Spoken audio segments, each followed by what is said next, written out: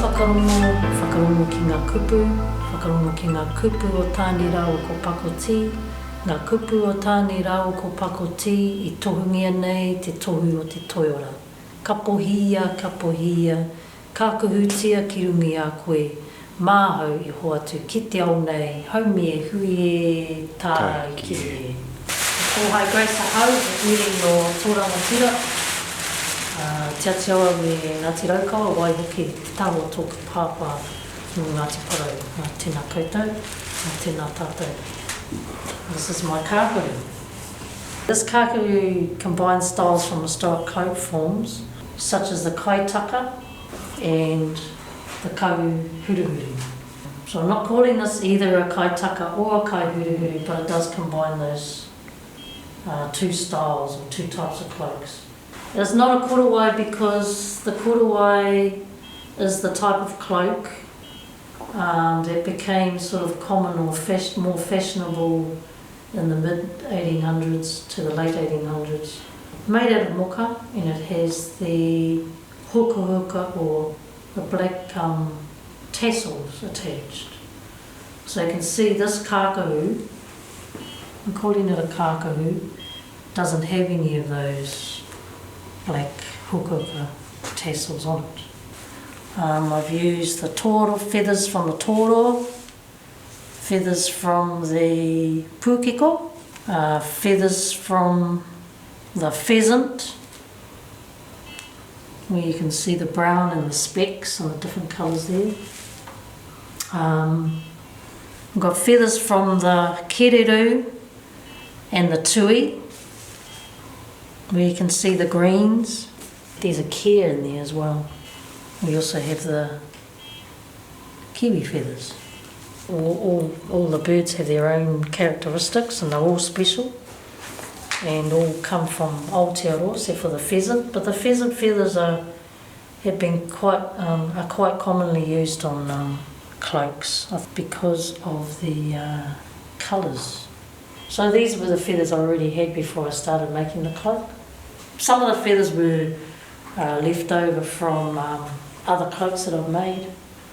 The kiwi feathers, for example, I used them in our marae cloak, and were given the feathers from Te Papa actually.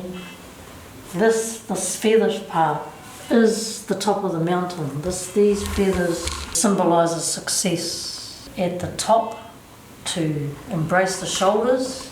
Gives a sense of warmth and comfort around the shoulders. This is all muka.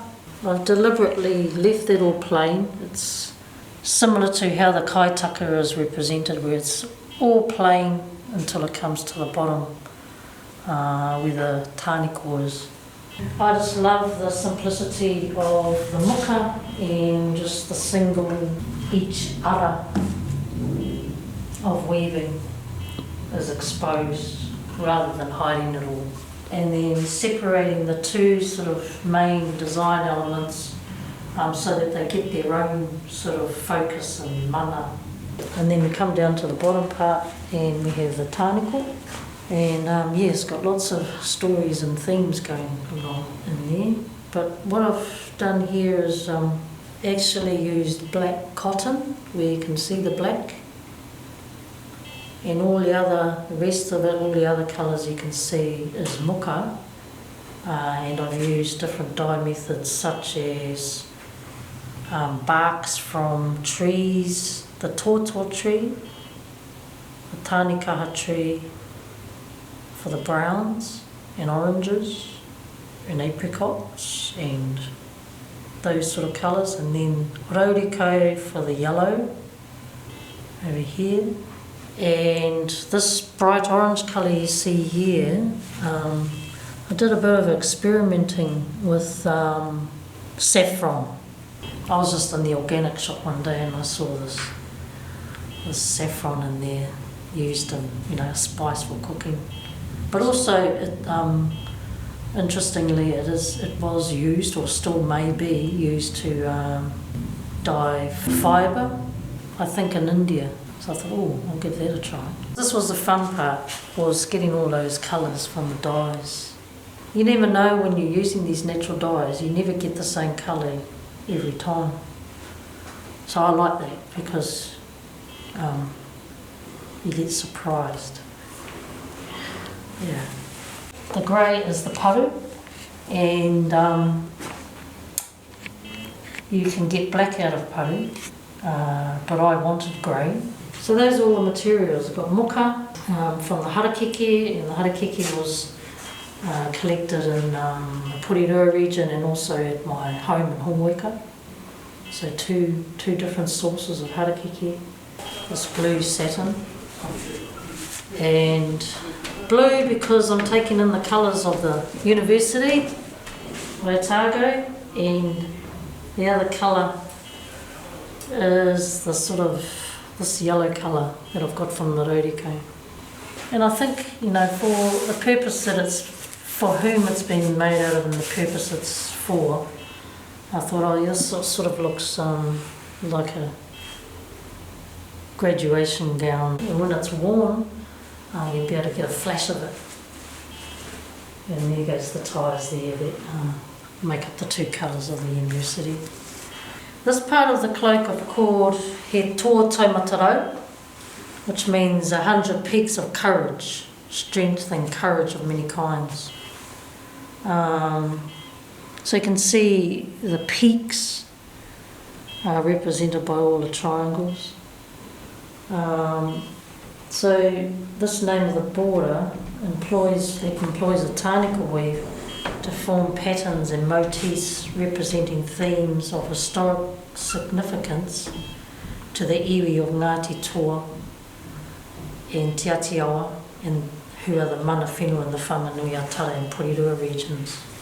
So the orange triangles that you can see on the left and on the right here represent fires.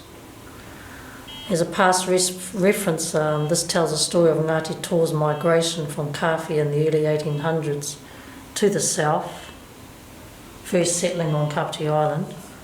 Te Iti Kahurangi describes the entire migration of Ngati Toa from Kāwhia to here, and this name has been further commemorated by Hongoika Marae with their wharenui called Te Iti Kahurangi.